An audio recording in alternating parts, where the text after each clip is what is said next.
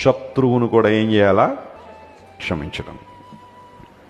చెప్పేసుకోవడం చాలా ఈజీయే.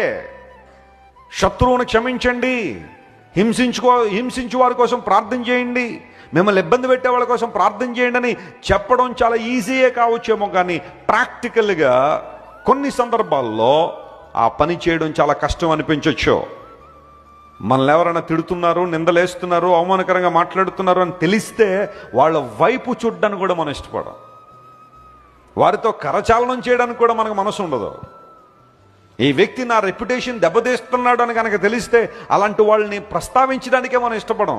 శత్రువుని క్షమించడానికి, లేదా ఎవరైనా మన పట్ల చెడ్డగా మాట్లాడే తెలుసో తెలియకో అలాంటి వారిని పెద్ద మనసుతో క్షమించే మనసు మనకుందా?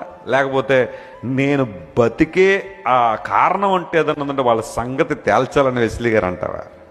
Do you have a mind to love somebody beyond your limits? నీ లిమిట్ దాటి ప్రేమించగలవా?